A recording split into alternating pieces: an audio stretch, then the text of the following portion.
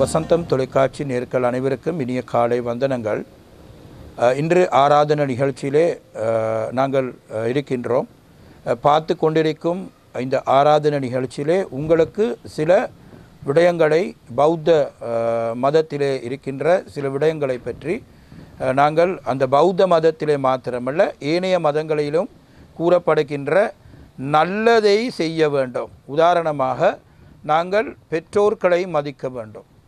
உதாரணமாக அதிகமாக எமது நாட்டிலே முதியோர் இல்லங்களை உருவாக்கப்பட்டு உங்கள் அந்த பெற்றார்களை சுமத்து கொண்டு அந்த இல்லங்களிலே அவங்கள் வைத்து கொண்டு பராமரிக்கக்கூடிய சூழ்நிலை தற்பொழுது எமது நாட்டிலே உருவாக்கப்பட்டிருக்கின்றன.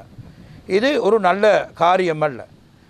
10 மாதம் சுமந்த பிள்ளை நல்லா வளர்ந்து ஒரு நல்ல வாழ்க்கையை அமைக்கப்பட்டு அவருக்கு ஒரு சிறந்த மனிதராக ஒரு நல்ல பிரஜைகளாக வாழக்கூடிய சூழ்நிலை உருவாக்கப்பட்ட எமது பெற்றார்கள் இப்பொழுது முதியோர் இடத்திலே காணக்கூடியதாக இருக்கும். அது ஒரு நல்ல காரியம் அல்ல. நீங்கள் சிந்திக்க வேண்டும். அதே போன்று ஏனையவர்களும் உயர்ந்தவர்களை நாங்கள் மதிக்கப்பட வேண்டும். உதாரணமாக ஆசிரியர் என்று நாங்கள் சிந்திப்போம். அந்த ஆசிரியருக்கு நாங்கள் மதிக்கப்பட வேண்டும். ஆனால் தற்பொழுது எமது பாடசாலைகளை பார்க்கின்ற பொழுது அந்த பாடசாலையிலே படிக்கின்ற மாணவர்கள் தமது ஆசிரியர்களை மதிக்காத ஒரு சூழ்நிலை உருவாக்கப்பட்டிருக்கின்றது. அது நல்ல ஒரு செயற்பாடு அல்ல. எனக்கு ஒரு புத்திமதி தரக்கூடிய பெற்றார்களையும் அதே போன்று ஆசிரியர்களையும் மதிக்கப்பட வேண்டும். அது உயர்ந்த இடத்திலே தான் புத்த பகவான் அடிக்கடி கூறப்பட்ட விடயங்களிலே காணக்கூடியதாக இருக்கும். நீங்கள் நன்றாக சிந்திக்க வேண்டும். அது மாதா பிதா என்று இந்த விடயம் அவர் உயர் இடத்துக்கு பார்த்து கொள்ளக்கூடியதாக இருக்கும் புத்த பகவான். அந்த வகையில் உங்கள் அம்மா அப்பா என்ற அவர்களை நாங்கள் மதிக்க வேண்டும். அதே போன்று உங்கள் உயர்மட்டத்தில் ஏனென்று சொன்னால் உங்களுக்கு ஆலோசனை தரக்கூடிய மத தலைவர்களையும் நீங்கள் மதிக்கப்பட வேண்டும். ஆனால் எமது நாட்டிலே சட்டம் இல்லை. நீங்கள் சில அளவுக்கு நீங்கள் சிந்திப்பார், எங்களுக்கு ஒரு முக்கியமான சட்டம் இருக்கிறதா? இல்லை. ஆனால் மத தலைவர்களை நீங்கள் மதிக்கப்பட வேண்டும். மத தலைவர்கள் தான் இந்த மதங்கள் கொண்டு செல்லக்கூடியவர்கள். அதே போன்று புத்த பகவான் கூறப்பட்ட புத்த தம்ம சங்க என்ற விடயத்திலே அந்த புத்த என்று சொன்னால் புத்த பகவான், தர்மம் என்று சொன்னால் அந்த புத்த பகவான் கூறப்பட்ட தர்மம், அதே போன்று சங்க என்று கூறப்படுகின்ற அந்த விடயத்திலே சங்க என்று கூறப்படுகின்ற விடயம் அந்த புத்த பெருமாள் அதே போன்று அவர் போதித்த போதனைகளை கொண்டு செல்லக்கூடியவர்கள் தான் பௌத்த மத தலைவர்கள். ஏனைய மதத்திலே இருக்கின்ற மத தலைவர்களை நாங்கள் மதிக்கப்பட வேண்டும். அவங்கள் நல்ல வழிகாட்டல்களை நல்ல சிறந்த மனிதராக நல்ல வழிகாட்டல்களை அவர் மிகவும் சிறந்த முறையிலே சொல்லித்தரக்கூடியவராக இருப்பார்கள். அதே போன்று நீங்கள் நிச்சயமாக இது சிந்தித்து சிறந்தவர்களாக உதாரணமாக நாங்கள் இந்த இடத்திலே இருக்கின்ற பொழுது அந்த இடத்திற்கு ஏற்ப நாங்கள் இருக்க வேண்டும், வாழ வேண்டும். உதாரணமாக நாங்கள் வீட்டிலே இருப்போமாக இருந்தால் வீட்டிலே இருக்கின்ற காரியங்களை அதே போன்று மதஸ்தலங்களுக்கு சென்று அந்த மதஸ்தலங்களுக்கு ஈடுபடுகின்ற அந்த செயற்பாடுகளை நீங்கள் முகம் கொடுக்கமாக இருந்தால் அது மிக அவதானமாக சிந்திக்க வேண்டும். இல்லாவிட்டால் உங்களுக்கு அந்த இருக்கின்ற இடத்திலே பற்றி சில அளவுக்கு மறந்து போய்விடும்.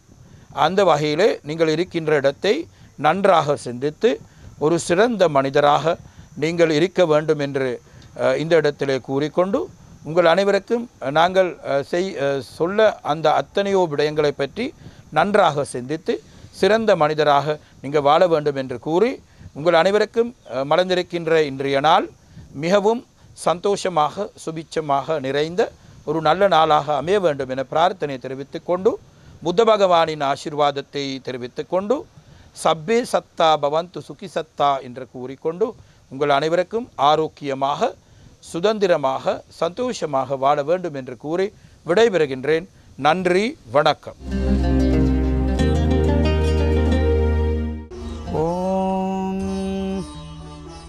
தனம் தரும் கல்வி தரும் ஒரு நாளும் தளர்வறியா மனம் தரும் தெய்வ வடிவும் தரும் நெஞ்சில் பஞ்சமில்லா இனம் தரும் நல்லன எல்லாம் தரும் அன்பர் என்பவர்க்கே கனம் தரும் பூங்குழலாள் அபிராமி கடைக்கண்களே.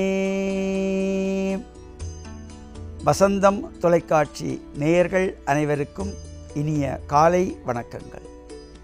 இன்று மலர்ந்திருக்கின்ற இன்றைய இந்த நாள் நம் எல்லோருடைய வாழ்விலும் எல்லாவிதமான சிறப்புகளையும் நாம் பெற்று பேரானந்த பெருவாழ்வு வாழ்வதற்கு இறைவனுடைய திருவருளெல்லாம் கிடைக்க வேண்டும் என்று நாம் இறைவனை பிரார்த்தனை செய்து கொள்ள வேண்டும். இந்த இறை வழிபாடு நாம் செய்கின்ற பொழுது ஒவ்வொருவரும் அன்றாடம் இந்த இறை வழிபாடுகளை நாம் செய்ய வேண்டும் என்று நம் முன்னோர்கள் வகுத்திருக்கிறார்கள். ஆலயம் தொழுவது சாலமும் நன்று. தினம் தினம் நாம் இந்த ஆலய வழிபாடுகளை செய்கின்ற பொழுது நம் வாழ்விலே நமக்கு எல்லா விதமான சிறப்புகளும் பெறக்கூடியதாக நாம் அன்றாடம் செய்கின்ற தெரிந்தும் தெரியாமலும் நாம் செய்கின்ற பாபங்களெல்லாம் ஓரளவு விலகக்கூடிய வகையிலே இந்த ஆலய வழிபாடுகளை எல்லாம் நாம் செய்ய வேண்டும் என்று முன்னோர்கள் சொன்னார்கள். அவ்வாறு இந்த ஆலய வழிபாடுகள் செய்கின்ற பொழுது நம்முடைய மனம் ஒருநிலைப்பட்டு இறைவன் மீது நல்ல சிந்தனைகளோடு நாம் இந்த இறை வழிபாட்டை செய்ய வேண்டும். ஐம்புலன்களும் ஒருவழிப்பட வேண்டும். நாம் இந்த ஐம்புலன்களும் ஒருவழிப்பட்டால்தான் நாம் இறைவனிடத்திலே வேண்டுகின்ற இந்த பிரார்த்தனைகளெல்லாம் நிறைவேறுகின்ற வகையிலே எங்களுடைய ஐம்புலன்களாகிய இந்த மனம் இறைவன் மீது லயிக்கப்பட வேண்டும். கண்கள் இறைவனுடைய இந்த அழகான அலங்கார காட்சிகளை காண வேண்டும். காதுகள் அங்கே ஓதப்படுகின்ற வேத மந்திரங்கள், தேவார திருவாசக இந்த திருமுறைகள், நாதஸ்வர தவில் இசைகள், இவ்வாறு நல்ல விஷயங்களை இந்த காது கூர்மையாக கேட்க வேண்டும். வாய் இறைவனுடைய புகழை பாட வேண்டும், நாமாக்களை பாட வேண்டும். சிவபுராணம் போன்ற திருமுறைகளை எல்லாம் இந்த நாவினாலே இறைவனுடைய புகழையெல்லாம் நாம் பாட வேண்டும். அதே போல் இந்த மூக்கு அங்கே அபிஷேக திரவியங்களில் எழும்புகின்ற வாசனாதி திரவியங்களிலிருந்து வருகின்ற வாசனைகளை, இறைவனுக்கு அலங்காரம் செய்யப்பட்டு தூபதீபம் காட்டப்படுகின்ற பொழுது எழும்புகின்ற வாசனாதி திரவியங்களை எல்லாம் இந்த மூக்கு நுகர வேண்டும். மனம் ஒருநிலைப்பட்டு இறை சிந்தனையிலே நாம் இறைவனை வழிபாடு செய்கின்ற பொழுது நாம் வேண்டியதெல்லாம் நமக்கு கிடைக்குமா? நாம் வேறு சிந்தனையிலே இருந்து வெறுமனே கைகள் மட்டும் இறைவனை வணங்கிய வண்ணம் எங்களுடைய எண்ணங்களெல்லாம் வேறு எங்கேயாவது சென்றால், அல்ல கண்கள் வேறு எதையாவது பார்த்து கொண்டிருந்தால், காதுகள் வேறு எதையாவது கேட்டால், மனம் வேறு எதையாவது சிந்தனையில் இருந்தால் அங்கே அந்த இறை வணக்கத்துக்கு பலனில்லாமல் போய்விடும். எனவே கைகள் கூப்பினால் மட்டும் போதாது, மனம் ஒருநிலைப்பட வேண்டும். இந்த ஐம்பொறிகளும் ஒருநிலைப்பட்டு இறைவன் மீது நாங்கள் நல்ல சிந்தனைகளோடு இறைவனை பிரார்த்தனை செய்து நாம் வேண்டுதல்களை செய்கின்ற பொழுது உன்னுடைய நினைப்பதனை முடிக்கின்றேன் என்றவர்தம் சென்னிமிசை பாதமலர் சூட்டினான் சிவபெருமான். நாம் என்ன எல்லாம் வேண்டுமென்று இறைவனிடத்திலே பிரார்த்தனை செய்கின்றோமோ அவையெல்லாம் நமக்கு எப்பொழுது எது தேவையோ அவற்றையெல்லாம் இறைவன் கொடுத்து கொண்டே இருப்பான்.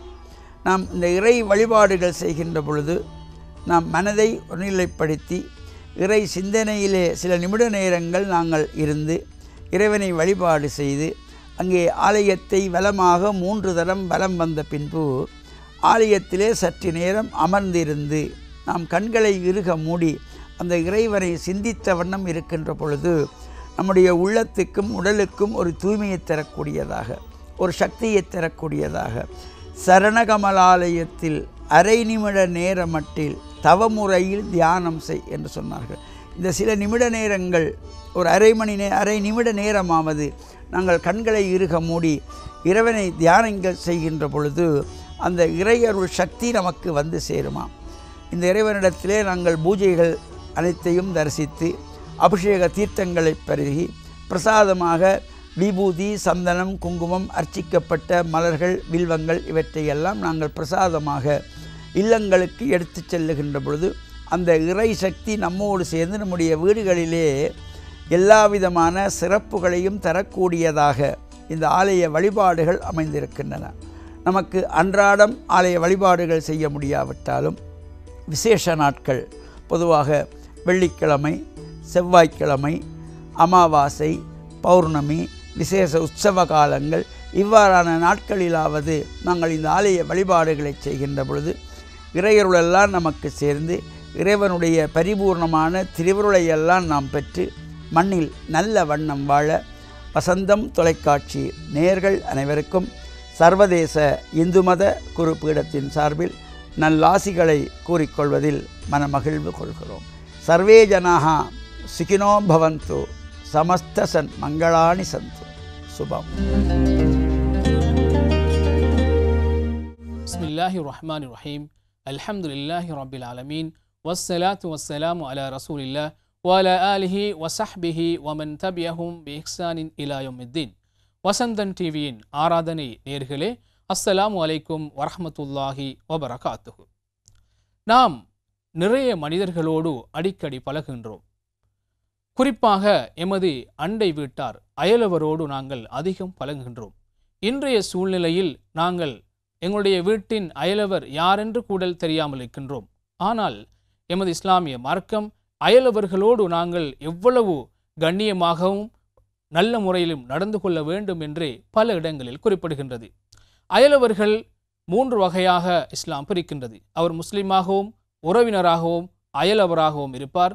முஸ்லீம் அல்லாதவராக உறவினராகவும் அயலவராகவும் இருப்பார். அதே போன்று முஸ்லீமோ உறவினரோ இல்லாமல் அயலவராக மாத்திரம் இருப்பார். இப்படி 3 வகையாக இஸ்லாம் அயலவர்களை பிரித்து காட்டுகின்றது. உண்மையில் அல்லாஹ்வுடைய தூதர் ஸல்லல்லாஹு அலைஹி வஸல்லம் அவர்கள் சொன்னார்கள், அயலவர்கள் அண்டை வீட்டார்கள் பசியோடு இருக்கின்ற பொழுது வயிறு பிடைக்க உண்பவன் உண்மையான விசுவாசியாக மாட்டான் என்று குறிப்பிட்டுள்ளார்கள். எனவே எந்தளவு தூரம் அயலவர்களோடு அண்டை வீட்டார்களோடு நாங்கள் நல்ல முறையில் நடந்து கொள்ள வேண்டும் என்பதை இதற்குண்டாக நாங்கள் விளங்கிக் கொள்கின்றோம். இந்த மார்க்கம், இஸ்லாமிய மார்க்கம், பல இடங்களில் அயலவர்கள் எவ்வாறு நடந்து கொள்ள வேண்டும் என்பதை பற்றி குறிப்பிடுகின்றது. ஒரு முறை நபிகள் நாயகம் ஸல்லல்லாஹு அலைஹி வஸல்லம் அவர்கள் மதீனாவிலே வாழ்கின்ற பொழுது அவருடைய வீட்டை அண்டி ஒரு யூதர் வாழ்ந்தார். அந்த யூதருக்கு அல்லாஹ்வுடைய தூதர் ஸல்லல்லாஹு அலைஹி வஸல்லம் அவர்கள் ஏதாவது விசேடமான உணவுகள் தயாரித்தால் முதலில் அவருக்கு கொடுத்துவிட்டே அவர் உண்பார் என்று அல்லாஹ்வுடைய தூதர் ஸல்லல்லாஹு அலைஹி வஸல்லம் சொன்னார்கள். எனவே அயலவர்கள் யாராக இருக்கலாம், முஸ்லீமாக இருக்கலாம், முஸ்லீம் அல்லாதவராக இருக்கலாம், கோபக்காரராக இருக்கலாம், அல்லது சண்டை பிடிக்கின்றவராக இருக்கலாம், யாராக இருந்தாலும் அவரை நாங்கள் கண்ணியப்படுத்த வேண்டும். அவருடைய உரிமைகளை நாங்கள் மதிக்க வேண்டும். அல்லாஹ்வுடைய தூதர் ஸல்லல்லாஹு அலைஹி வஸல்லம் அவர்களின் தோழர் ஒருவர் சுபஹ் தொழுகை தொழுதுவிட்டு விரைவாக ஓடி செல்வார்.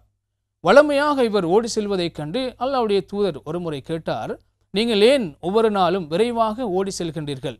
அந்த நேரத்தில் அந்த தோழர் சொன்னார், எனது வீட்டை அண்டி எனது அயலவருடைய வீட்டின் ஒரு ஈத்தம்பழ மரம் இருக்கிறது. அந்த ஈத்தம்பழம் என்னுடைய தோட்டத்திலே விழுந்து விடுகின்றது. எனது குழந்தைகள் எழுந்துவிட்டால் அதை புறக்கி உண்டு விடுவார்கள். எனவே நான் அவருக்கு அநியாயம் செய்து விடுவேன் என்று அவர்கள் சொன்னார்கள்.